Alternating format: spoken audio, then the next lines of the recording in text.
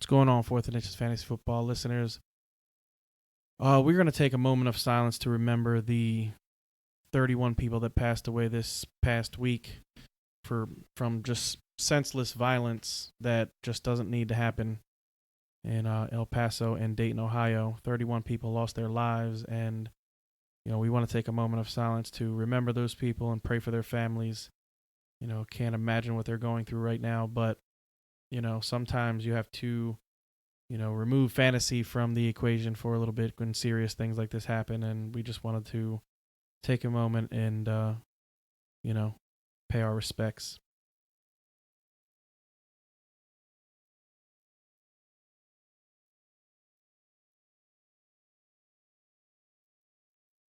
All right, guys, we don't normally do that kind of stuff, but, like I said, when senseless things like that happen, just, I feel obligated to, remember those people. So I hope you guys enjoy this show, and it'll be more upbeat from here on out, I promise.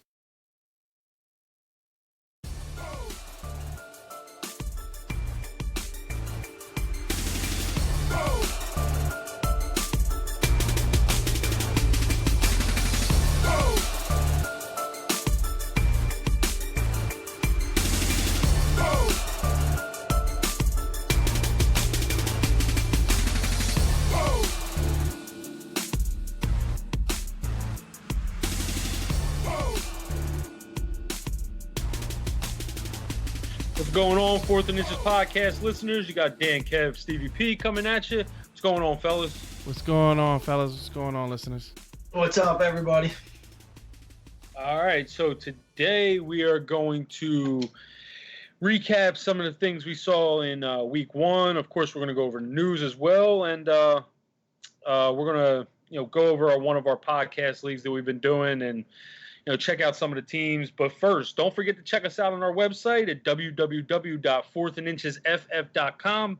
As www.4thandinchesff.com for a bunch of content. You got articles, blogs, player profiles, and you can subscribe to our draft guide, which features the decision maker, which is a tiered out guideline for 3 different drafting styles.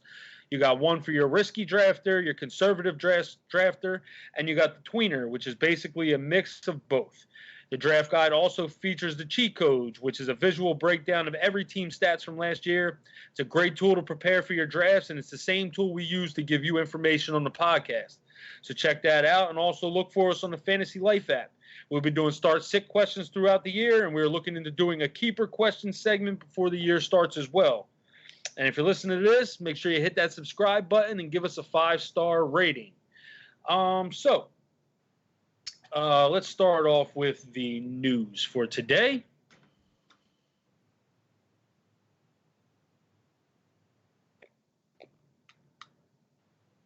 All right. So when WEEI asked Tom Brady if he still plans on playing until he's 45 years old, he said, "Yeah, I do. I certainly hope so." Great. 9 News, Mike Kliss reports Emmanuel Sanders had off-season ankle surgery. I mean, this is pretty much common news now, right? I mean, tore his Achilles, but ankle surgery. ClevelandBrowns.com, Anthony Poisel believes Dontrell Hilliard will fill the void Duke Johnson leaves as a pass-catching running back, used mostly on third down plays. Falcons coach Dan Quinn said Devontae Freeman has had an outstanding offseason. NFL Network's Mike Giardi reports N'Keal Harry missed practice due to, quote-unquote, a variety of ailments.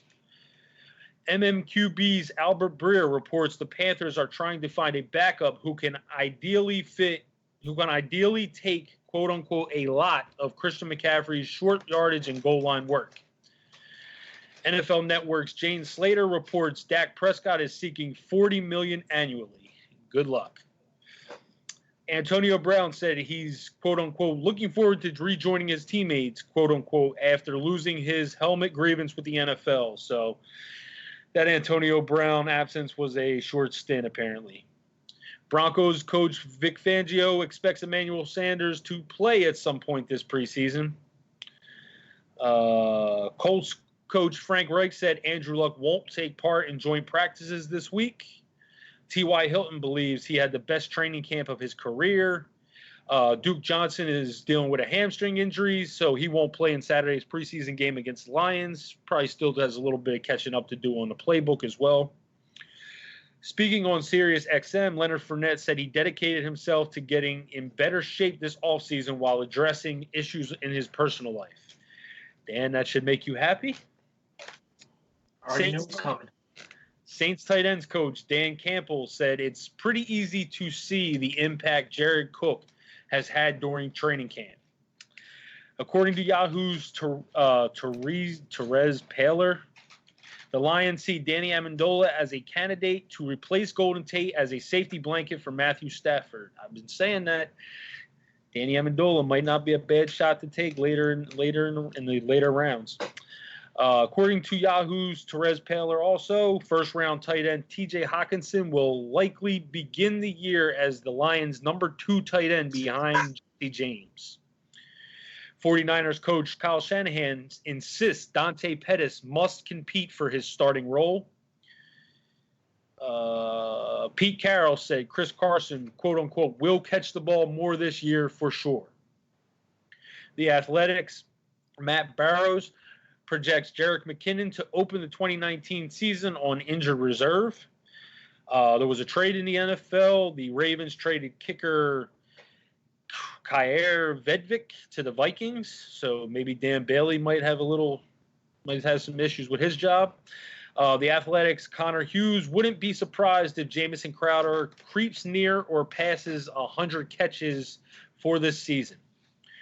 The Athletics' Connor Hughes believes Robbie Anderson will certainly be used as more than just a one-trick pass catcher this season. Matt Nagy said Anthony Miller is dealing with a sprained ankle. Theo Riddick fractured his shoulder and now will miss 6 to 8 weeks. Maybe that boosts Philip Lindsay. We were all afraid of him after Theo Riddick signed there. Cowboys owner Jerry Jones believes 4th-round running back Tony Pollard is capable of carrying the load for Dallas. We'll see. 49ers coach Kyle Shanahan said there's hope that Trent Taylor will be ready for week 1.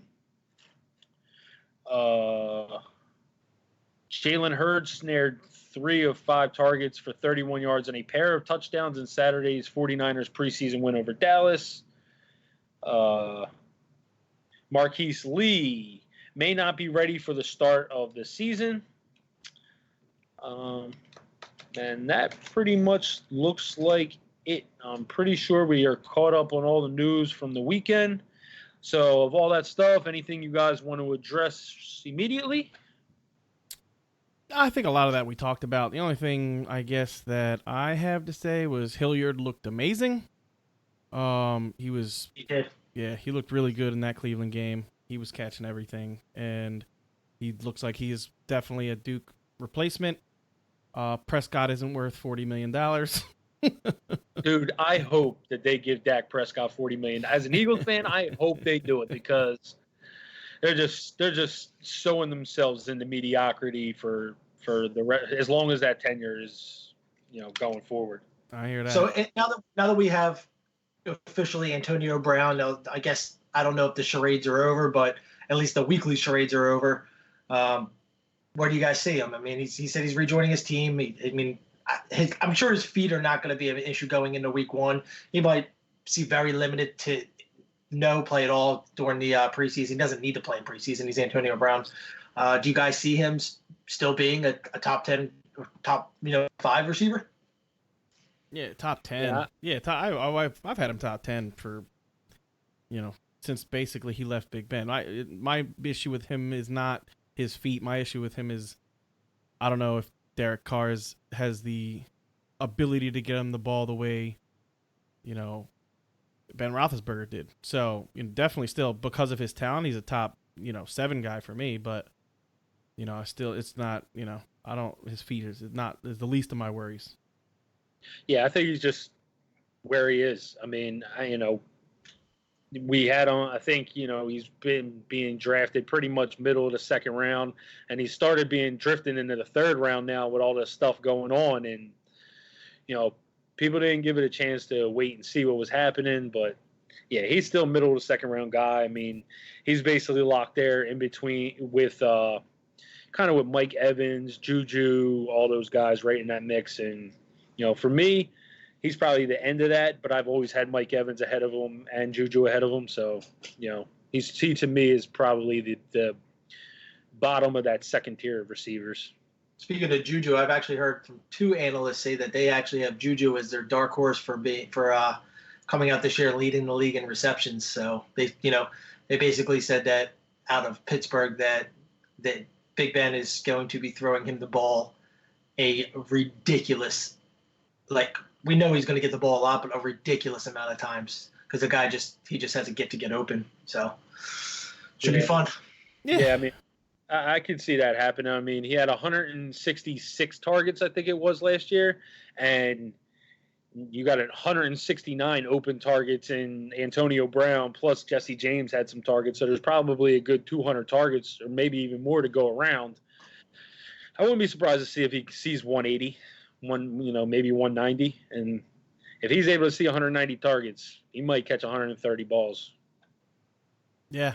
For me, I still got him penciled in his floor being 175, and I don't really see him going up until 190 in targets. I think maybe, 180 is a possibility, but, I just think, Moncrief and Washington and everybody else on that offense is going to see targets. Jalen Samuels, all those guys are going to see targets. So, Big Ben is not going to throw the ball 700 times. He's going to, I still think he'll be in the 600s, maybe, high 590s to 610, somewhere in that range. But I think this offense has to change if they want to be competitive, because if they are going to throw the ball 640 times, I just don't see them winning games. They need to, focus on the run game, and they need to, beat teams that way, because their defense showed that they will give up points. And if they're going to throw, then, Pittsburgh is going to have a rough season. So, I love Juju. I think Juju has, extreme upside, but, I'm not ready to say he's going to catch the most balls in the NFL yet. Yeah, I mean, that's exactly what happened last year. It was just pass. And, they haven't, ever since Dick LeBeau's been gone, they've never really built that defense to where it can withstand, 620, 650 pass attempts a year. And that's, with the weapons Big Ben's had, that's what they've been doing, and hasn't really worked for them. I mean, they haven't last year they didn't make the playoffs, and the year before I don't think they really did too much either. So, I definitely could see them running the ball more. It's probably more the game plan that they should have, but I've said it numerous times. Big Ben calls the plays for that team, basically. So he's going to do what he wants, and if he wants to chug it 650 times and they're going to let him, that's what's going to happen. Yep. That's it for the news for me. I mean, Duke Johnson, I just real quick wanted to mention, I'm not worried about that hamstring right now at this point, because I didn't think he was going to play in this preseason game anyway, because, he's just got to the team, 2 days ago, not even a day ago. So, I found it highly unlikely that he was going to see a whole lot of reps in the preseason, week 2 game. Yeah, that's the way I feel. I mean, he probably just doesn't know doesn't have the, playbook down. They just got there. And, he's probably hasn't really. Was he even in training camp with Cleveland? Did he report? Yeah, he reported. He was practicing. Yeah. So maybe he just was. Maybe he just needs that hamstring a little stretched out. I will say one thing I wanted to talk about, and we were talking about it earlier, Steve. Dante Pettis. I mean, Dante Pettis is the guy being drafted highest on, the San Francisco wide receivers. And Dante Pettis, to me, did not put on a good show the other night. I mean, he did not look good with his route running. He did not look comfortable. To me, you saw other receivers making plays. Deebo Samuel was out there making plays, and we'll break that down a little bit when we talk about the preseason. But, for Kyle Shanahan to come out and say that, Dante Pettis has to earn that starting job. The Trent Taylor was a guy that in practice they've been saying has been doing a good job. And then Jalen Hurd goes out and performs the way he does. Debo performs the way he does. Pettis better step his game up if that's really as coach feels, because, everybody's taking him the highest. Everybody's the highest on him, but he's a guy that might see his stock start to drop very, very soon. Yeah, the only thing I would say about that is, I can't remember what podcast I was listening to, but they mentioned that Kyle Shanahan has great number one. So I actually looked into it, and he has actually produced some pretty good X receivers, in his OC tenures. So with the Redskins, we all remember Pierre Garçon had that 100-yard season. That was under Kyle Shanahan. Cleveland had, Josh, whatever the hell, fucking Josh Gordon. He had a big season under Kyle Shanahan. Freaking, Julio had a couple of really big seasons under Kyle Shanahan. So, the X receiver in that offense does seem to, just the way they run that offense, seem to get, targeted and, get a lot of catches. So I can see why people are really high on Pettis. He does make me a little bit nervous because, he's not your average, X receiver, but neither was Pierre Garçon. So, I could definitely see, the upside in him, but like I said, he does make me nervous a little bit. And we'll talk about it in this draft, because I think he went, and this is the draft where he went in the 5th round. Is this the one where he went in the 5th round? The listener league. We did have a draft. One of our podcast leagues, he did go in the 5th round. In the 5th round, I think it might have been this one, but we'll get to that if he did go in the 5th round in this one. But yeah, for me, that was the first one we did. Okay, so for me, he's got upside. Is basically all I wanted to say. All right, so let's get into some of the preseason breakdowns. Start off with some stuff that we're not really going to break down the games necessarily. I just want to talk about guys we saw that maybe opened our eyes a little bit. I'll tell you who opened my eyes was James Washington right off the bat. Moncrief got more of the hype last week, and me and Dan have been more on James Washington. And last week I said, with them saying that, Moncrief's clearly the starter outside of Juju and I'm working as the number 2, it might be time to push Moncrief ahead of Washington. Dude, Washington looked good the other day. He made a few catches that really made me think, wow, like this guy could be, a nice deep threat for Ben Roethlisberger. Ben's not afraid to take shots down the field. We know that. And, he had the one play, he went up over a guy. I think it was like a 40-yard pass play. Like, just showed that he has the ability out there. I mean, last year he didn't really come on at the end of the year. I mean, Juju said that he's been working and that he was ready to turn some heads. And, we know Moncrief is also there, but I could see James Washington kind of play that Martavis Bryant role, and Martavis Bryant was very relevant for fantasy. Yeah, I don't really have much to add. I think, James Washington against second string corners looked great the other day. Yeah, it's basically the way I want to see him do it when Big Ben is throwing the ball. You know what I mean? I want to see him do it when the level of competition is higher, because I felt like last year they didn't throw him the ball because Big Ben didn't trust him. He just didn't trust him to get open, and he didn't trust him to be where he was supposed to be, and he didn't see the target. So, if that doesn't change this year, then he's still going to be what he was last year. So I definitely see that he could be better, but until I see it with Big Ben, I'm not moving him up. I'm not moving him down. I'm kind of having him where he is. Yeah, I like, just like you, Kev, I like the upside on him weeks ago, and I still like it.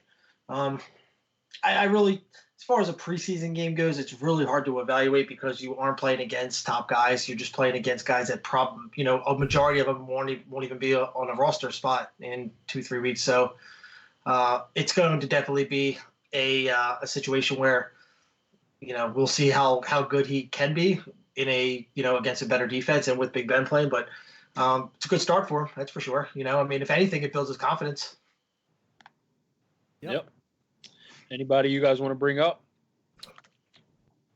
So I think the way I want to do it, just to get, because we're 20 minutes in, I'm just going to go through a couple of games and bring up some guys that I saw in those games. So with the Jets, Darnold looked awesome. I mean, he moved that offense that they, without Le'Veon, and they looked very good. Jamison Crowder looked like Jamison Crowder always looks. And the other day when we talked about Jamison Crowder, we said that he's a very good player. You know what I mean? He's a guy has, 80 to 100 catch upside. The problem is he's always hurt. If he can stay healthy, he definitely has that upside because he's quick and shifty, able to get open really quickly. And, everybody, there's a reason why all of us fantasy analysts were really high on him 2 years ago. And it's because we see his potential. He is a quick, small, shifty guy that can get open really quickly. But, the injury bug is just really bit this dude in his ass. So, for me, that was definitely a guy that I saw. Daniel Jones, I just want to mention him. I mean, he's not relevant for fantasy this year, but, you never know. He might be, But as of this point, I just want to say, to everybody who bashed that kid over and over and over and over and over and over and over, that was kind of, a big old F you to, all of his naysayers. So, I'm not going to say that he looked so phenomenally great because, the Jets defense is not that great. So, we definitely saw something out of him. So in the Bills game. Yeah. Can I just touch on that? Oh, yeah, go ahead. Yeah. Let me just touch on the Daniel Jones thing. While it may not be relevant for his fantasy, like it gave us a little bit more confidence in drafting Sterling Shepard, Evan Ingram, I don't want to say Saquon because you have constant drafting Saquon regardless, but with Evan Ingram and Sterling Shepard, there was always the thought that, oh well, what if Daniel Jones comes in? I think the other day kind of gave us a little bit of confidence that this guy can step in and at least give you what Eli's going to give you. Mm-hmm. Yeah, definitely. Yeah, if they decided midseason that they were going to bench Eli, I don't think I'm going to be worried about Ingram or Shepard or any of those guys. I still think he can do the job. I think we'll see Jones at some point this year for sure. I don't think there's any doubt. It's not a matter of if, it's just a matter of when, in my opinion. I mean, I really don't see Eli riding it out all year. He's been getting worse and worse. So, and you gotta let the kid wet his whistle at some point. Yeah. All right. So the Bills game, really the only two things I want to mention in this game, I said it the other day. Josh Allen. He has an outrageously big arm. He still looked he still looked inaccurate in this game. He overthrew guys a couple of times. He had a couple of bad throws. Then he had like 2 or 3 really good throws. So, that's just going to be what he is. But Zay Jones is definitely somebody in the later rounds that I'm definitely thinking about. If you watch that game, I don't know if you guys watched that game tape, but my man was getting open and he was catching some balls. He had a bad drop right in front of the end zone at the end of that drive, but he got smashed. So I kind of think he saw that coming and took his focus off the ball. But it was definitely eye-opening. I was very happy to see that. And the young buck, he looked good. Kev has been trying to get him in every single league, and I think we saw something out of him that he looked good. Devin Singletary looked, he looked really, really good in that game. We'll take 2 seconds because it's a guy we've talked about a lot, but Lamar Jackson actually did not rush the ball at all, which doesn't worry me at all because he's going to get his rushes, and he did it with his arm on Thursday night. Threw a touchdown pass too, so maybe he's trying to quiet the naysayers that said that he can't throw the ball. I mean, I'm definitely one that was criticizing him because he looked like crap last year throwing the ball, but good opening game to show that he can do it on both abilities. So it was fun to see. Yeah, a guy I'll bring up I saw that I thought really looked good as well in the Chiefs game was Darwin Thompson. He showed really good cutback running. Finding the hole, hitting the cut, making that first cut. first play I saw, he kind of showed some strength that you didn't know he had. He kind of wrestled off a defender and got it some extra yards. Showed incredibly ability to hurdle, and then showed his pass catching ability, which got him in the end zone. So, this guy looked like he's ready to play, albeit against a bunch of third and fourth stringers. But this guy looks like he could step on the field, if called upon. So, Damian Williams better get back into camp and get his ass practicing. You ain't lying. And another guy that I want to bring up from the Dolphins, I don't know how relevant he'll be towards fantasy, and I told Steve about this earlier. Preston Williams. Dude, this guy was making some crazy catches in that game. Did you see that sideline grab that he had? Where that was a really good catch. Oh, my God, man. This guy made like 3 catches in the game that were like unbelievable. And, like I said, I don't know what the wide receiver situation is there. Kenny Stills has some issues with his owner. Devontae Parker's been a year in, year out bust. So and they have a new coaching staff. So they obviously, hopefully the battle for starting jobs is wide open. And, what I saw from this kid the other day, I mean, albeit probably the same thing against second, third stringers, man, he has an insane knack to go up and get the ball. Same game, Kev. Quadri actually had a nice little 40-yard, 1 touchdown, 5 average, little game he put together. So I know we've talked about him a few times as maybe being a elite guy to grab a hold of. Might do something, So he showed a little something in his first game. Yeah, yep. Definitely. Yeah, Preston Williams looked really good. Quadri Allison, I was impressed. I was also impressed with Kenyon Drake. Kenyon Drake had only 4 carries, but, the first one went for 9 yards. It was a really nice cutback lane, and he saw it and hit it, and that's what I've been saying about him forever. I love his tape. I think he's a really good football player. You know what I mean? I don't know why he hasn't gotten the full workload. I don't know if coaches are scared to get him hurt. I don't know what it is. He's an attitude problem that we don't know about. Who knows, man? Yeah, I don't know what it is. This guy should be on the field. Yeah, he is. If you guys ever get a chance that you just want to watch some tape, watch some Kenyon Drake tape. Just watch the guy play. He is really freaking good, man. He's just really, really good. And like I said, I don't know why he doesn't get on the field more. But, for the rest of these games, let me see. I wanted to mention, the Lions game was just Patriots Lions was a debacle. The Browns we mentioned the other day, they all, that first team offense just looked awesome. So I'm not going to get too heavy into that. The one thing I will say about that game is, after watching, Dwayne Haskins throw the ball, I have no doubt that if they don't make him the week 1 starter, that they are making a mistake. He looked really, really good in that game. He was hitting receivers in stride. He was putting his ball placement has always been very, very good.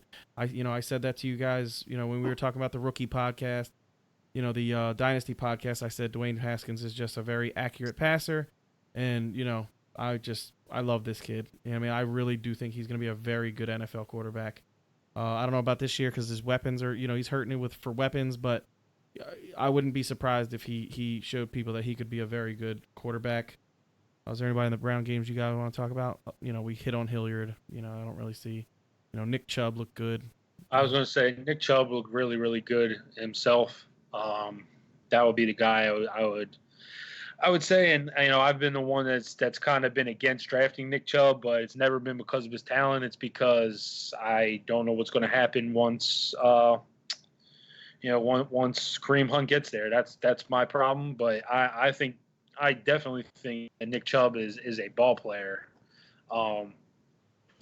Baker had a nice drive. Yeah, Baker. Awesome. That whole first drive for Cleveland, you could basically say everybody looked pretty good. Yeah, it was flawless. That was a flawless drive. Yeah, it was. You couldn't picture it any better. It was put together nice. James looked good on his first drive down the field. Got out, scrambled, and ran for about 15, 20 yards. Made a nice little screen pass to Godwin, who broke a tackle, got into the end zone. So I thought Jameis looked good on his first drive. Yep. Who else? Anybody else you guys want to talk about before we get into our podcast league draft breakdown? Yeah, we're 30 minutes in, so let's do the podcast. Let's do the podcast league. So we're going to get into our podcast league. We've started. We are on now. We are currently drafting 3 of them, all in slow draft format. Our first one, we are in round 11. Our second one, we are in round, I believe, 8 now. Let me make sure. It's round 8. Might be the end of 7. No, we're in round 8 now. And then we started a super flex league, which we are now in round 6. So we are going to go over the second league I discussed, which is a 3 wide receiver, 2 flex league. It's no defenses, no kickers. And this league, we are currently, like I said, at just starting the 8th round. So we're going to go through some of the teams. Steve, why don't you run through the first? We'll go through the first 5 rounds. We'll go through the first 6 rounds on each team. So okay. Start off with Troy Nelson, 39. Yeah, hold on one second. Let me pull it up. All right, so Troy Nelson, 39. Started off with Saquon Barkley, Keenan Allen, Damian Williams, Kenny Galladay, Tyler Lockett, and O.J. Howard to round off his first 6. I like this team. I think that, Barkley is basically consensus, so you couldn't really mess that up. Coming back and getting Keenan Allen, we've been talking about Keenan Allen. He's been dropping, lower and lower. But he was taken in the second round. That's I think he kind of end of the second round, beginning of the third is kind of where I feel like he should go. Damian Williams, with everything you're hearing out of camp, it makes you a little nervous to take him there. But when you have Saquon, I think you can take a chance on a running back too, and hope for upside. And Damian Williams definitely has that.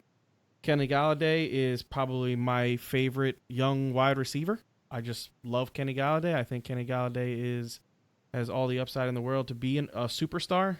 And Tyler Lockett, I've talked about Tyler Lockett a lot. I think Tyler Lockett is a really good wide receiver. O.J. Howard, I talked about him too. So for me, I love this team. I really, really like this team. I am a little bit of a strict grader. So for me, this team is a B+. Strict grader, huh? Strict grader. I very rarely give teams A's. You have to have like a really good team to get an A from me. Yeah, and I'll say this: the only thing that really could give him a B+ or drop it from an A is the Damian Williams pick. Yeah. Looking at it there, maybe he could have went with Aaron Jones, Leonard Fournette, those guys. But everybody has their own risk right now. Like once you get into that, I guess it would be more of the 3rd-tier running backs, the Aaron Jones, Melvin Gordon, Leonard Fournette, Damian Williams. Like these are all the guys that got drafted around them. And Devontae Freeman was the last guy in that round that got drafted. And they all got their risks. They all got, whether it's injuries, whether it's committees, whether it's holdouts, whatever it is, they all got risks. So to me, he went with Damian Williams, who, outside of Melvin Gordon, probably has the most upside, I think, out of any one of those running backs being, in that high-flying offense. Yep. Yeah, I would say the same thing, probably B+. I will not add anything to that. I pretty much agree with exactly what Kevin just said. I've spoken. I'm not huge on Damian Williams, and he took him 3rd overall. But other than that, his team is solid. It's a B+ team for me as well. All right, so Little Hell. Let's see what you did here. You got Alvin Kamara, Adam Thielen, Melvin Gordon, AJ Green, Aaron Rodgers, and then Latavius Murray. For me, I love Alvin Kamara and PPR.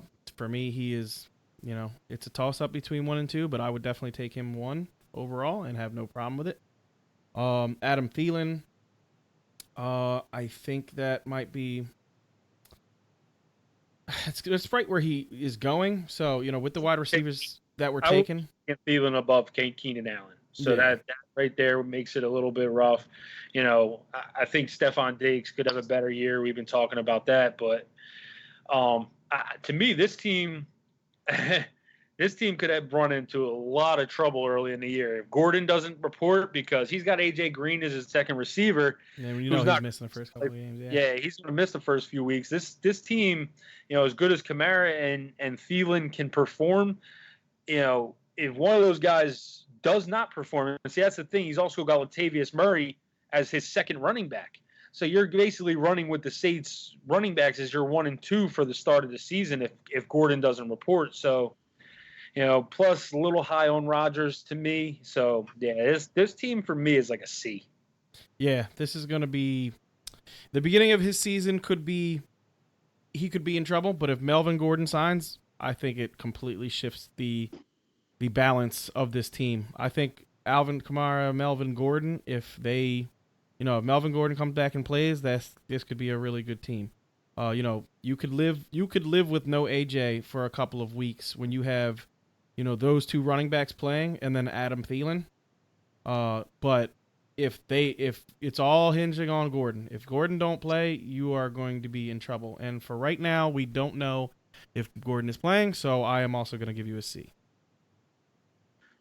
I'll stick with the C too. I was going between C minus, but I'll stick with the solid C because they are good names. AJ Green, obviously in the 4th round, decent value, considering how long he might miss. But yeah, you guys touched on all the main points. So just the same as you guys. So far, we're all on the same page. C. All right. So Bill Leifer is the next team coming up.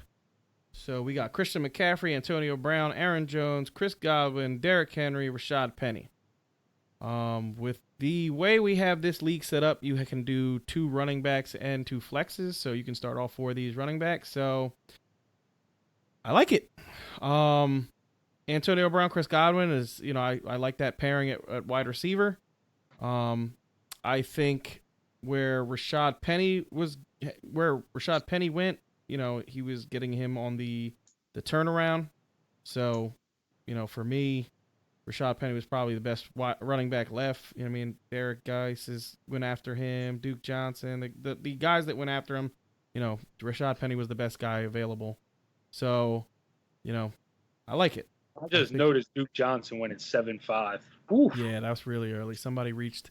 But, for me, this is a team that, you got good running backs, and, if Antonio Brown pans out, you could be really good. So I'll give this team a B+. Yeah, I think I'm going to go B as well. I'll go B. I'm not really going to get into the pluses, minuses, and all that stuff. I'll just go B. To me, being able to start those 4 running backs, I feel like Penny has an unbelievable amount of upside, especially if Carson gets hurt. They're talking about using both of these guys heavily. They ran the ball more than any other team in the league last year. So Penny's obviously going to be involved, and he's going to be their pass catcher. We did just talk about Chris Carson getting more passing work, but, that could just be coach speak. And to me, Penny is going to be their 3rd down guy. Plus, he's going to see some handoffs. So with those 4 guys and the 2 wide receivers he has, I think he's on a good, good path here. We got to see where he winds up with his third wide receiver is Robbie Anderson. So that's actually pretty good as well. Just got to see where his tight end and quarterback go. But right now I'll say B. Like I said, I'm not going to get into the pluses and minuses of it, but B is where I grade him. Yeah, I'll give him a straight B as well. I really like his first 4 picks. I'm not as big on Henry as like Steve is, but he's still the starting quarterback on a team that's going to be a huge run team. So it's absolutely not a bad pick, especially in the 5th round. Getting Derrick Henry is good. So I think he's got a good solid team. He did a good job drafting.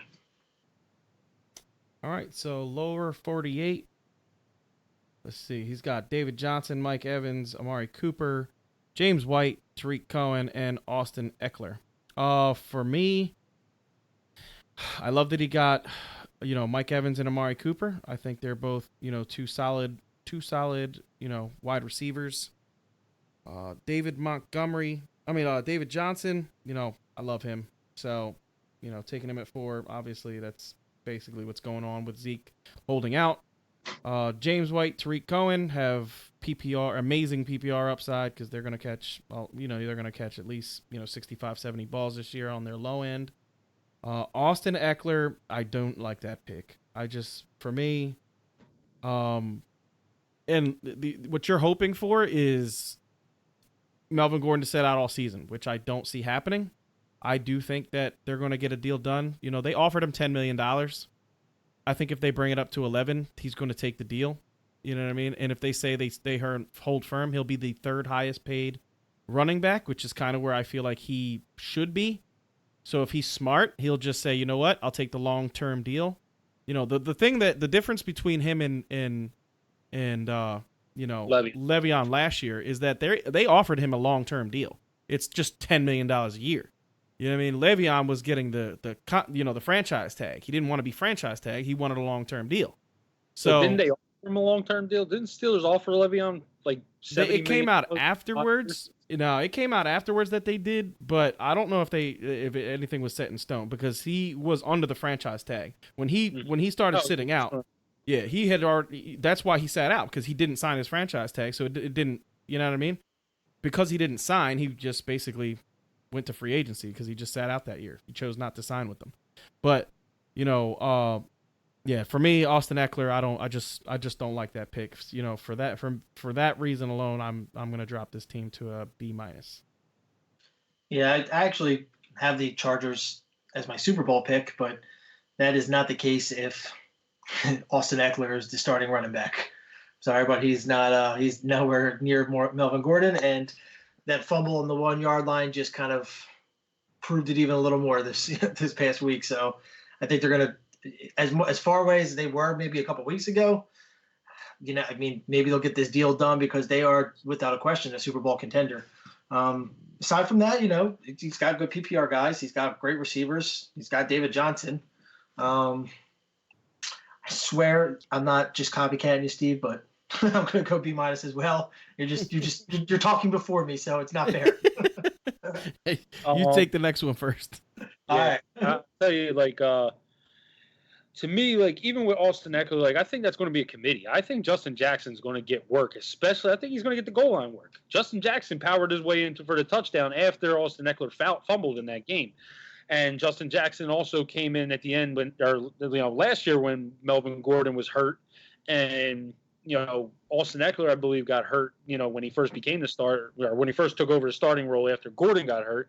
And Jackson didn't do bad either. So to me, I think they're going to run more of a committee if Gordon doesn't show up. So I don't think Eckler is going to be that good of a touchdown guy. He will get a lot of the passing work. So, you are looking at 3 passing down guys that could see, 3, 4, 5 catches a game. That's, I guess that's not bad, but I mean, you guys know my feelings on Amari Cooper. I don't even have to get into it, but I think, being as that is its number 2 receiver, I don't mind Amari Cooper as a number 2 receiver on your team. So yeah, I'll go B. I guess I'll go C+. I got to throw a plus in there because I don't think it's a B team just because of, not really having a second stable running back. You just got a bunch of PPR guys out there. So for me, yeah, it's just, I got to go probably more of a C+. All right, so the next team, Show Nuff. This is actually my boy Mike, who lives in California. I've known him since forever. I've known this dude. He's just getting back into fantasy football, just started listening to us. So I'm going to give Mike a shout out. He wanted to get back into fantasy football. I told him, we got the website, come check it out, start listening to us. He started and he's been killing it. So I'm going to read his team. We got DeAndre Hopkins, Kerryon Johnson, Leonard Fournette, Cooper Kupp, Jarvis Landry, and Carson Wentz. He was actually the podcast. Yeah, he listens to the podcast. So DeAndre Hopkins, super solid at that pick. I love, especially with, Zeke sitting out. I love that. I'm going to break down his team first, Dan, my bad, because it's my boy. But DeAndre Hopkins, love that pick. With no Zeke, that's where I would go. Kerryon Johnson, we've been talking about Kerryon Johnson for a couple weeks now, and I really like that he got Kerryon Johnson there. Nick Chubb went, and the guys that are going after, Kerryon Johnson to me is the safest guy. Leonard Fournette, we've all talked about Leonard Fournette. If he has the season that Dan thinks he's going to have, and that a lot of fantasy analysts think that he's going to have, he's going to be very good. So that's a solid number 2 running back. Cooper Kupp, love his guts. I think Cooper Kupp is just the man. Jarvis Landry, great PPR pick, and then Carson Wentz is your quarterback. I think this is a solid team. I really like this team. For me, I definitely give this team a B+. I like that, he has a top 5 quarterback. He's got, great PPR in Jarvis Landry, so he's going to be getting consistent points there. He's got a touchdown monster in Cooper Kupp. I like his 2 running backs, and DeAndre Hopkins to me is probably the number 1 wide receiver in fantasy football this year. Yeah, I love this dude's team.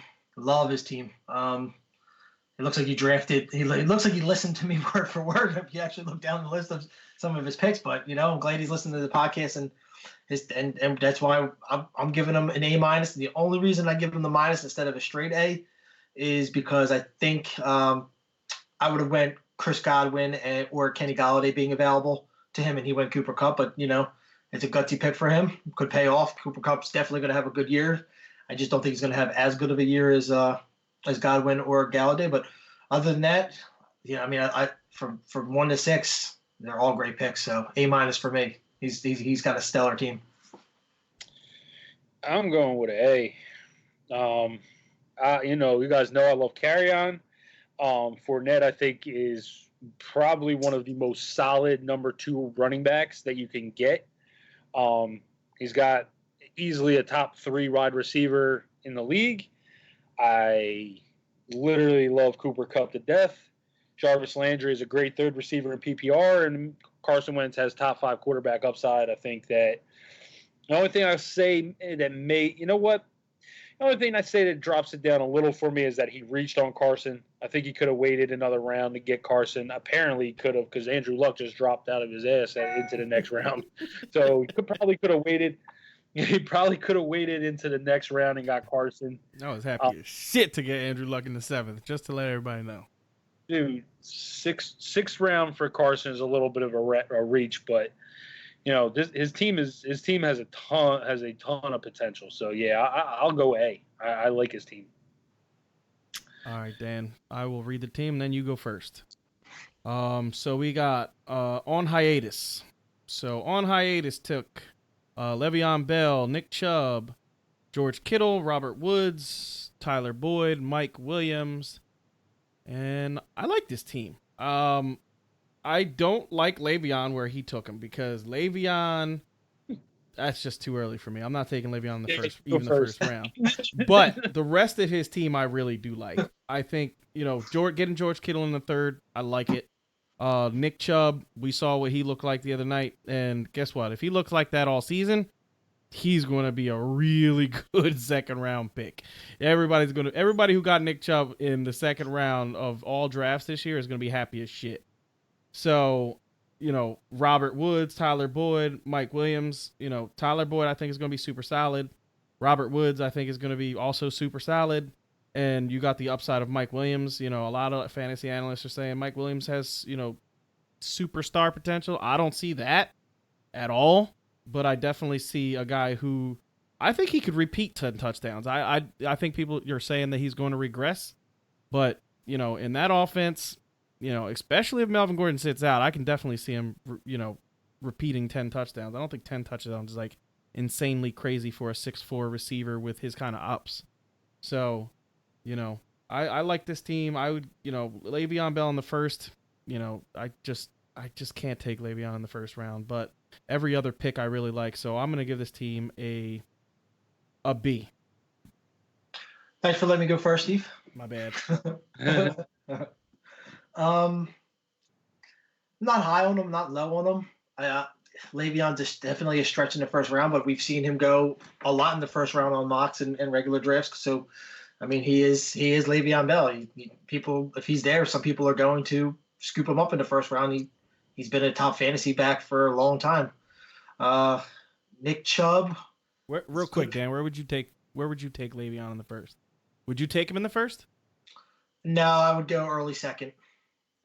Yeah, I feel the same way. I just wanted to see where you were at on him. Yeah, I would go early second. I just think that there's too many other guys right now that I would take above him. And don't get me wrong, I mean Le'Veon is. I mean, this guy's got him going directly in the middle of the first round, and there's no question about it that he could produce at that. But I mean, we've touched on the schedule of the Jets, and the dude's been out of football for a year, so it's a risk. It's sketchy, but.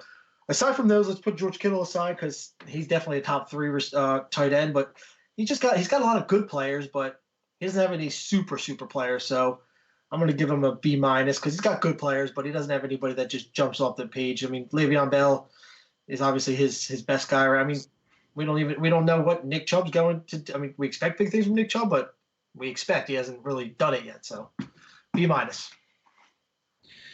I'll tell you, to me. I just looking at this now, it just made me kind of realize, like, if I'm going to draft Le'Veon in the first, I'm getting Nick Chubb in the second. That's actually a really good pair because I think Chubb could carry you as a number 1 running back while Le'Veon kind of struggles with his schedule. And then when Kareem Hunt comes back, if there is a split, Le'Veon's schedule at the end of the year is awesome. So, they kind of could coincide with each other and – Chubb could kind of be your RB1 for the first half of the year. Bell take over in the second half of the year. Actually, not a bad thought there. Looking at it now, I do like Kittle. Think he's a top 3 tight end. Robert Woods is your first receiver is very solid if you start your draft this way. I love Tyler Boyd this year. I've been talking about him. I think if you watch the preseason game the other day, Andy Dalton was just boom, boom, boom, boom, right to Tyler Boyd. I think he threw 3 or 4 passes to him on the first drive.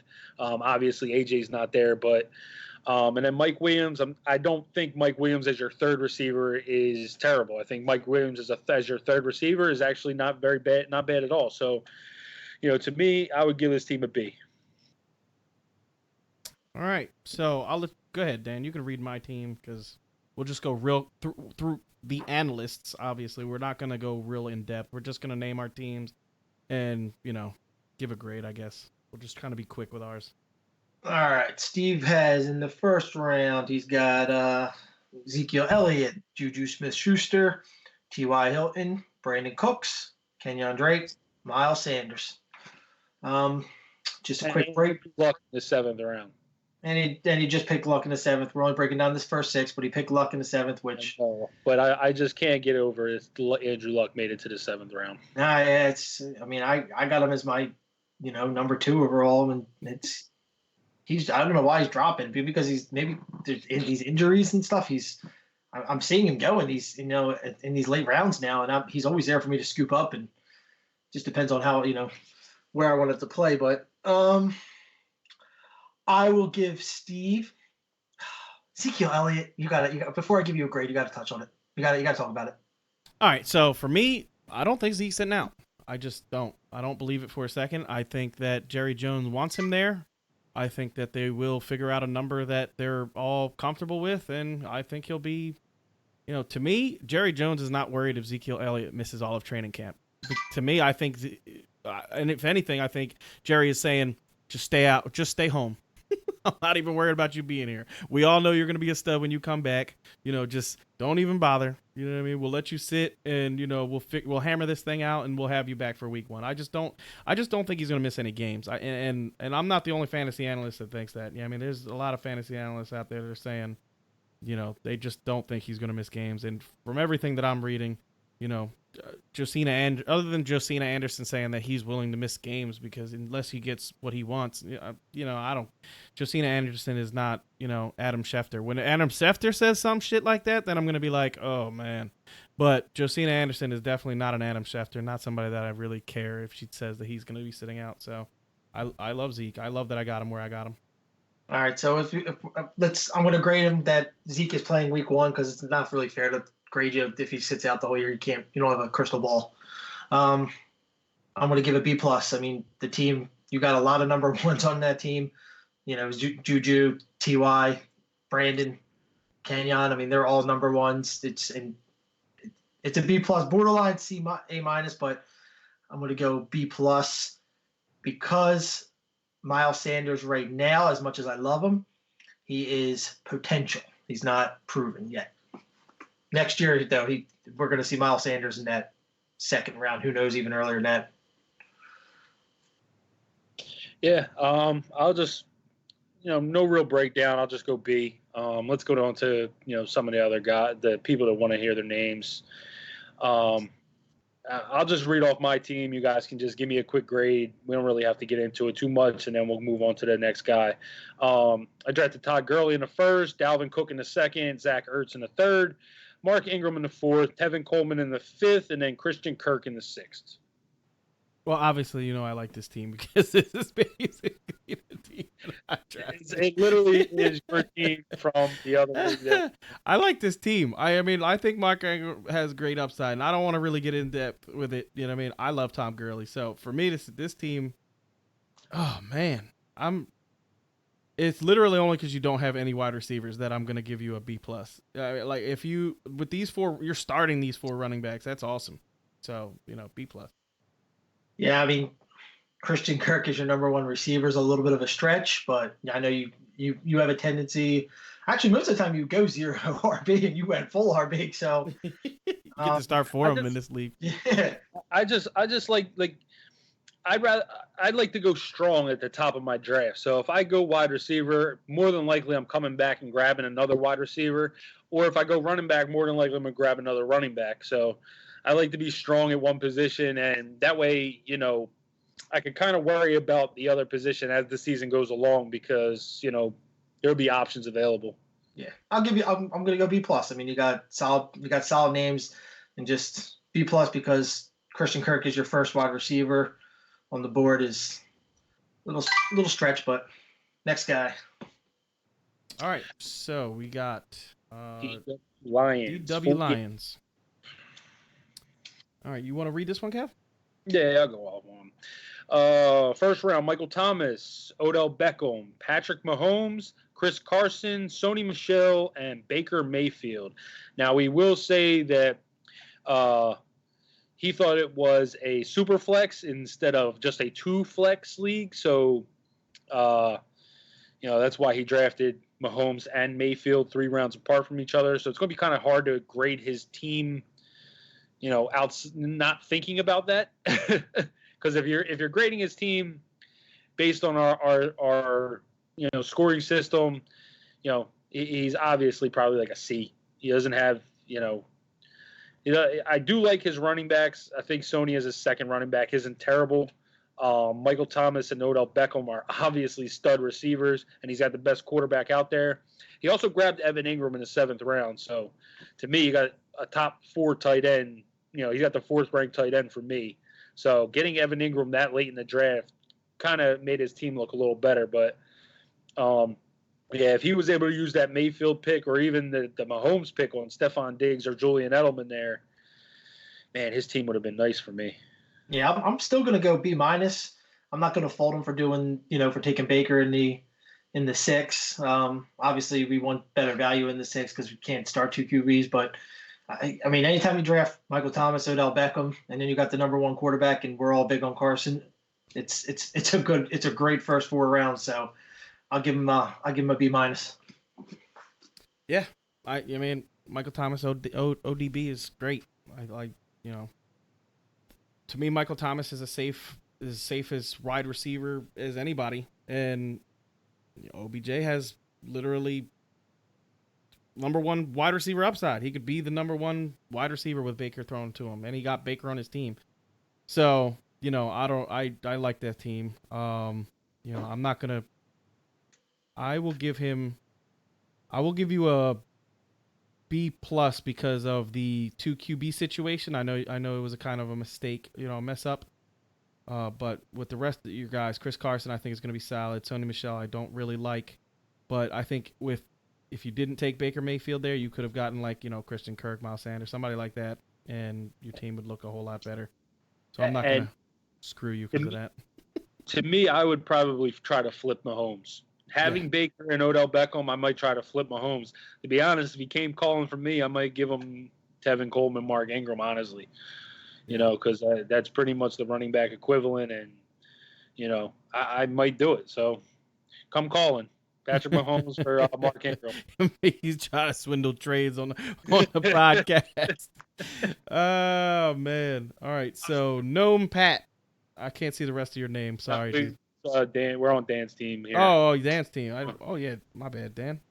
So I'll read Dan's team, and then we'll give him a quick grade. Same thing we did. Devontae Adams, Julio Jones, Stephon Diggs, Marlon Mack. God, I love that. Alshon Jeffrey and Deshaun Watson. So for me, A+. Yeah, I'm giving this team an A. This might be the first A team that I've given in a really long time. And it's just because of the 3 wide receivers you got, and then you came back and got Marlon Mack. It really doesn't even make sense. There's no reason in the history of fantasy football that you should have gotten those 3 wide receivers and then gotten Marlon Mack. That is just unbelievable. So, and I'm gonna scold my the last pick of this draft because of that. But yeah, those 4 guys is awesome. Alshon is, when you have those 3 wide receivers, get Alshon, that's awesome. So yeah, I'm gonna give you an A. I'm going A++.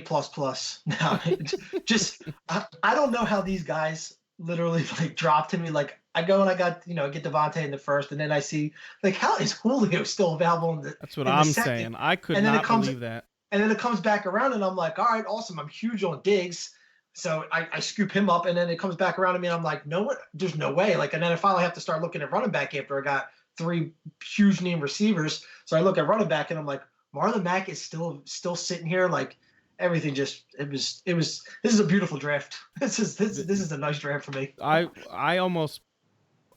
would love to have the 10th pick in this draft. Like, are you kidding me? This is unbelievable.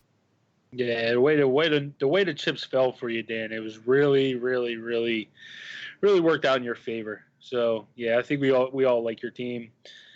You want to move on to the next one? Yeah. So Gnome Pat. Gnome Patrol. Oh, Gnome Patrol, is that what it is? Yeah. I can't see the rest of your name. Sorry, dude. It's Gnome Patrol from what I'm hearing. So anyway, we have James Conner, Joe Mixon, Julian Edelman, David Montgomery, DJ Moore, Lamar Miller. So for me, I'm going to be honest, dude. I can't stand any of your running back. No, I'm kidding. Conner, I don't know. He makes me nervous. I know with, some of the holdouts and everything, he's, best, running back available. So I can see why you took him in the first round. Joe Mixon, I love. I think Joe Mixon is an outrageous talent. I really do. I think he has, he could be a top 5 running back if he had a better offensive line.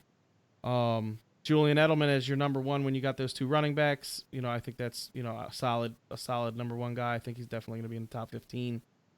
David Montgomery, I'm just not as high on him as everybody else. I do think that he's going to be in a committee. People are super high on him, and I'm just not.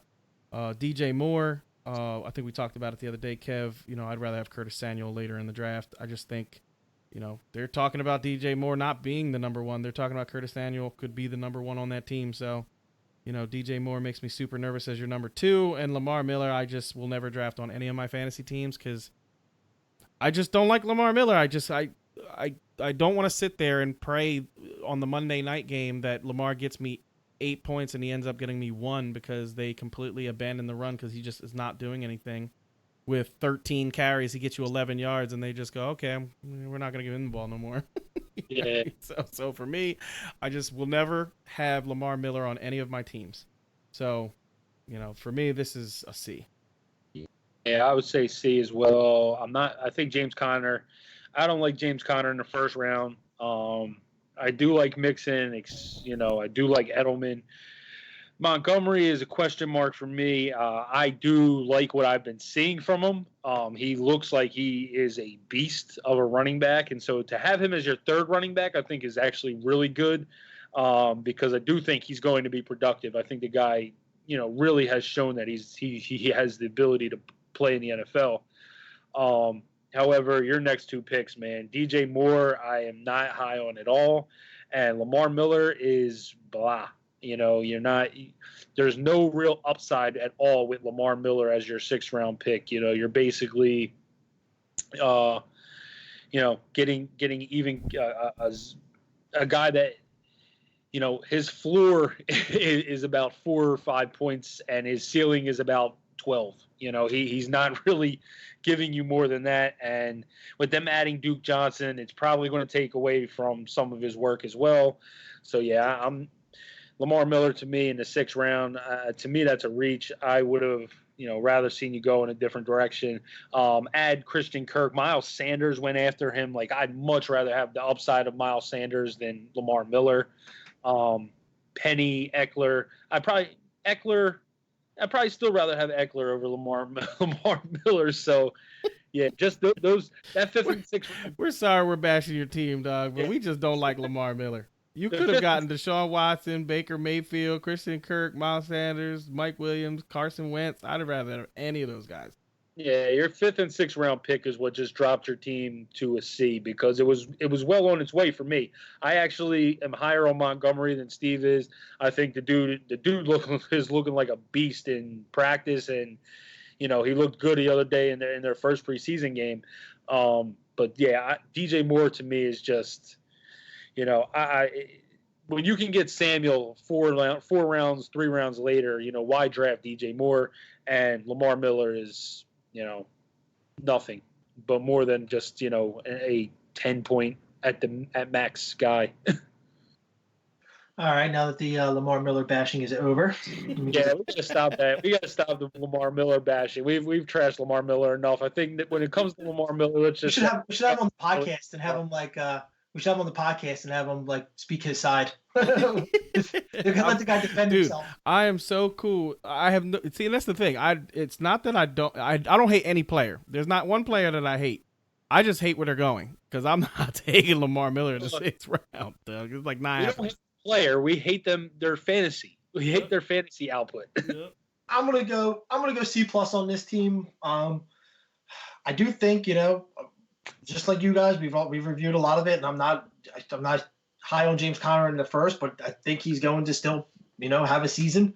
Joe Mixon, I like. I think he's gonna have a good season. I love Julian Edelman.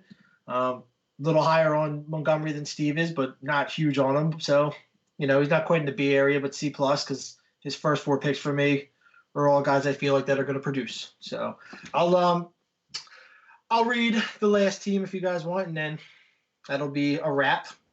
We got back-to-back Chiefs. We got Tyreek Hill, Travis Kelce, Devontae Freeman, Josh Jacobs, Philip Lindsay, and Calvin Ridley. Steve? I do not like this team. This is Steve's father-in-law's team. Yes, my father-in-law is a listener, and I asked him if he wanted to be in a listener league, and he said yes. And he got the 12th pick, and I hate that he got the 12th pick because it gave Dan a super team. He took Tyreek Hill over Julio Jones. I'm not doing that in a million years. He took he took Travis Kelce, which I'm cool with, but I'm not cool with it if you're going to take Tyreek Hill. You know what I mean? I just, the other day we saw a Julio Travis Kelce team, and I was like, they really got to hit that home run in the 3rd round, and he did not hit a home run in the 3rd round. He went Devontae Freeman when he could have gotten Marlon Mack. He could have gotten, David Montgomery. All those guys I do have ranked over Devontae Freeman. I just am not big on Devontae Freeman. He has not been able to stay healthy the past 2 years. And it's not like he's missing a couple of games. He's missing a lot of games, like a lot of games. You know what I mean? Just not a guy that I think they trust giving him a huge workload. I just don't think so. Josh Jacobs, we have no idea what Josh Jacobs is going to be. I think he could be very good, or he could be very bad because the Raiders are very bad. Like, we just don't know with that team. Philip Lindsay in the 5th round, we already know that's going to be a committee. Like, you saw it in the preseason. They literally split carries. And in the goal, and to me, whoever's going to be the goal line guy is the guy that I want, and I don't think that's Lindsey. So, to take Lindsey in the 5th round, I don't like it. Calvin Ridley, is upside, but when you took Tyreek Hill, you don't want upside, you want safe. You know what I mean? Like, you took Tyreek Hill, who could possibly finish the number 1. He did it last year, but I don't think that team is scoring 50 touchdowns again. So, I think you just went ridiculously risky with guys that I don't like. So for me, this team is like a C-. Yeah, it's not as bad to me as it is to you. I don't like that he took Tyreek Hill over Julio Jones right off the rip. That's the biggest problem I see with this team. This is PPR, so I can see the Devontae Freeman pick over Marlon Mack. I wouldn't do it, but I can understand it because it's PPR. I still would be taking Marlon Mack over Josh Jacobs, David Montgomery. Like, I think if he had Mack and Freeman, which was a possibility, it looks a whole lot better. I know you don't like Freeman. I think Freeman has a ton of upside. Ito Smith didn't look like anything. They added, Quadra Allison. They added, I think, what's the other guy's name? I think Ricky Hill or something like that. Brian Hill. He didn't have him. He was on the team last year. He was on. Okay, so, you look at those other 3 guys. None of them are giving you what Devontae Freeman is going to give you. So I think Devontae Freeman has an enormous upside, and I love him at the end of the 3rd round. But like I said, I still would have taken Mack over Jacobs and Montgomery. I don't mind Philip Lindsay in the 5th because he is going to catch balls. With Theo Riddick, breaking his fracturing his shoulder, Philip Lindsay's obviously going to be the pass catching back because they obviously weren't satisfied with Devontae Booker last year. Calvin Ridley, that's where I got to agree with Steve. Like, I think if you're going to go with a guy like Tyreek Hill as your number 1 receiver, you're better off going a little safer as your number 2 receiver. And he waited so long that, to me, Calvin Ridley, nobody really at that point is a safe number 2. Nobody. I mean, Christian Kirk is who was the next receiver taken. He's not really safe. He's just basing on our upside.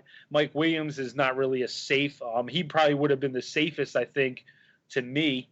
I think he would have been a little more safe than Ridley. But after that, there's no real safe receivers. So, he did go with Corey Davis, Sterling Shepard in his next 2 rounds. We're not really breaking down those rounds, but to me, I would give it. Yeah, I would go C. Only because I don't like the Kansas City combination at the top of your draft because Kansas City wins, you're okay. Kansas City loses, and Patrick Mahomes gets hurt, and his team's done. Yeah, literally. Yeah. Yep. I got to go straight solid C as well. You got to break up the Chiefs. You can't have your 2 top picks be relying on 2 Chiefs receivers. I know Kelsey's a tight end, but he might as well be a receiver. They're both going to have big seasons, but how many games are they going to have huge games together? I think you'll have games where Tyreek Hill has monster games. You'll have games where Kelsey has monster games, but whereas if you went with Julio, you have that chance of both of them having more consistency together. So I definitely don't like the double chief move. Devontae Freeman, I haven't really spoke about him too much. I'm not really that high on him. I'm kind of more on Steve's side on that one.